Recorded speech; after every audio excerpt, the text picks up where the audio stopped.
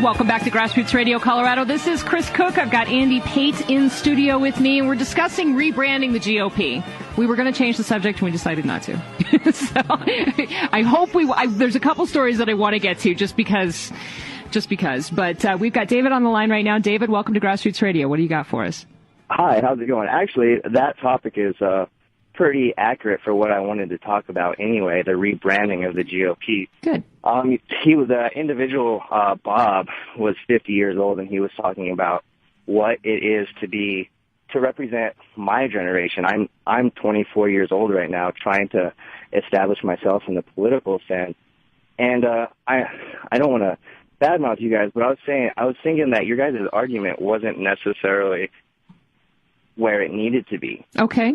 Well, help us out, because none of us are 19 in this room. So absolutely, broaden us. Or 24. Go for it.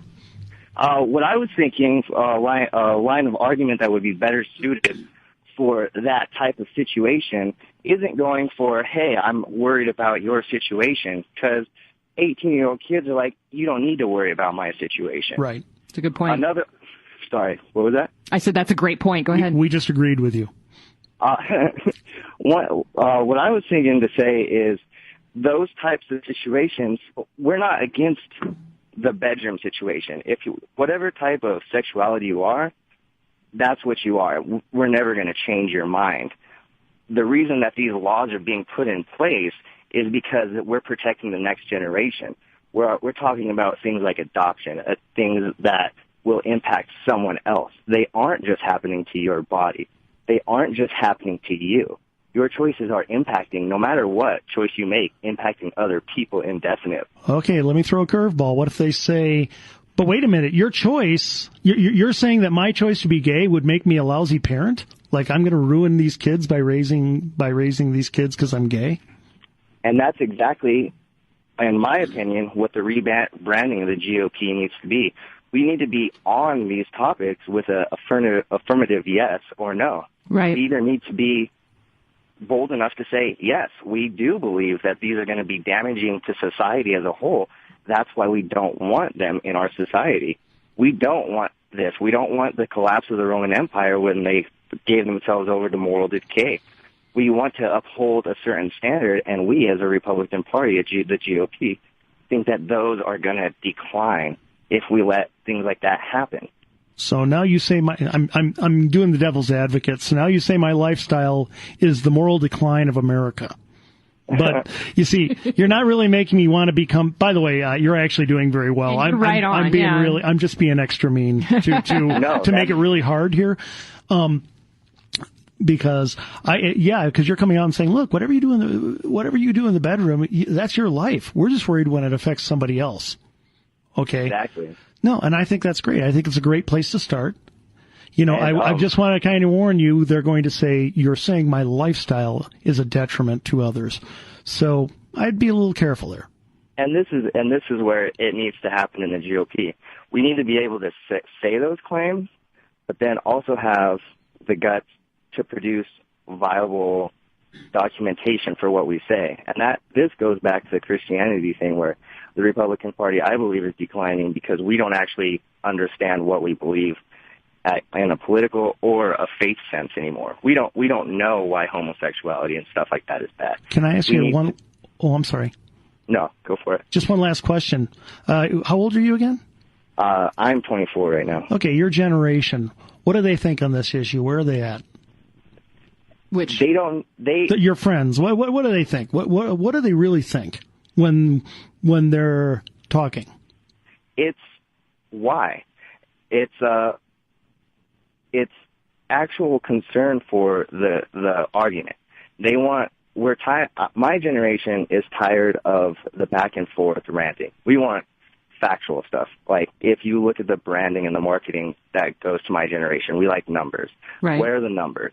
Prove to me that homosexuality is wrong, and I'm going to jump on board with that. Prove to me, show me, like, white papers or show me scientific facts that these things are true, and we're going to jump on board with them right away. Like, even with the current fad in diets. Like, let's just take the paleo diet, for instance. There was a slew of books that came out on it. Some nutritionists came out, talked about it. And the Whole Foods markets and stuff are now stocking things like vegan stuff, paleo stuff, just because scientifically that stuff has been proven. Let's look at homosexuality from a social science standpoint. What is it doing to our kids? What is marijuana doing to our kids? Is it actually affecting them? And if we as a Republican Party can prove that it is, we actually have something to stand on. But if all we're saying is, oh, we're just trying to look out for you, my generation is going to be like, screw you. Right. That is not factual. So you're saying that the fact that I won't eat anything unless there are like hooves and antlers sticking out of it makes me probably not connect. What you're telling me, David, what I'm hearing, tell me if I'm wrong, is, for my generation, we've been told over and over and over again, they don't care how much you know until they know how much you care. It sounds like, David, with your generation, that's kind of turned on its head. Yeah, it is.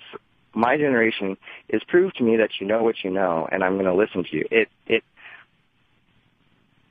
We have too much.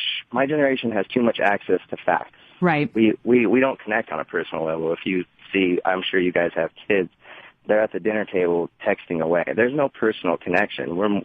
My generation is way more interested in things that they can get quickly, facts quickly, right. Things that they can basically trust. If a scientist a well-respected scientist comes out and says something, they'll put more credit to it than someone that says, we care about you. I knew some guys in high school who were pretty much only interested in getting stuff quickly, too, but that was a generation ago. So. Well, that's still guys in my generation, so that one's probably not going to change for a while. I don't think that's going to change. I want to say, for the record, I was too pure. When I was in high school, I never even had thoughts like that. I'm certain you were, Andy. I was talking about lunch. I mean, come on. David, thank you so much for calling in. I hope that you will continue to call in and listen, because that millennial perspective is really important. Yes, ma'am. I don't have kids, and so I am somewhat handicapped in being able to reach out and communicate with folks who are 20, 25 years younger than me, because I don't have a whole lot of exposure to your generation. So thank you. This is a gift. Great points, David. So, I mean, what a great thing. And wow, that's probably the youngest caller I've had to Grassroots Radio, I think. Wow. I'm going to call in and impersonate a 3-year-old sometime. Yeah, throw you off. No, you're not. And if you start talking like Kermit, I won't forget it. So okay, I will not do that. That was really cool. And this is the thing. I mean, there are so many different groups of people who react differently to these messages. And we didn't get into the story aspect of all this, which is something that I do want to cover at some point in time, that I'm becoming more and more convinced, the more I study, the more I read, the more I look at how to sell this message of conservatism, how to sell it without selling it out, which is really the bottom line. That a lot of that happens through story. A lot of that happens through how do you reach into people's personal stories and help them understand the facts that you want to throw at them, give them context for those facts. That all happens through story, through metaphor, through, and you're really good at that. Well, why do you think David says that that young people just want to hear facts, facts, facts? Do you think they've just been so deluged, they've heard so many people relate to them? Yeah. And try to, sweet talk their way in, and try to, they've heard so many sharing circle or something. I mean, that's not what I'm talking about, but I am talking. Drum circle next week. I am talking about giving some context to these facts. And it's going to be a different context. It's going to be not necessarily a different context, but how you approach it, how you present it is going to be different for millennials than it's going to be for single mothers, than it's going to be for folks who are on Medicare. You've got so many different constituencies, none of whom care at all, it seems like sometimes, and just vote for whomever they recognize the name. But you know what? You bring up a great point you have so many different constituencies, so many groups we're trying to reach. This is another reason we on the right have to quit saying my way or the highway to each other. We need to be diverse, otherwise we can't reach out into all these groups. We have to be diverse not only in style, but even in opinion, right. In how what liberty means to us. Liberty's not going to mean the same thing to every single person. That's why we need to simplify it down to what we can all agree on. Right. Far side conservatism. Invite them in. Make conservatism inviting. Let them come in and let them feel, once I'm in, I can freely express myself and not be shouted down, not be hated, not be having people say, because of what you did, I'm leaving you, you're out of here. Right. Or other people say, because you're a rabble rouser, I'm going to pull power trips on you. I'm going to say something somewhat ironically, and it's ironic that it's ironic. How's that for a meta statement? We have to become the party of tolerance. Yes. Do you see the irony, and do you see the irony of the irony? Well, the other side certainly won't become that. Right. They're never going to be. They're never going to be tolerant. I always say the most intolerant person you can find, just look for anyone with a bumper sticker that says coexist. That's an excellent point. They're always the ones who are, honking and showing you various fingers that they'd like you to see. So, yeah, we talk about all these techniques, but keep in mind, we don't have to be perfect because the other side is so controlling. They're so annoying. It's easy, but I'll say this. We have to be loving. Yes. The only reason we ever lose is because we blow it so badly. That's true. That is true. If you've missed any part of this program, you can always find the podcast, grrc.podomatic.com. And this is one you're going to want to keep because it's been so entertaining. So, this is Kris Cook. I've got Andy Pate in studio with me. You're listening to Grassroots Radio Colorado on KLZ 560. KLZ 560.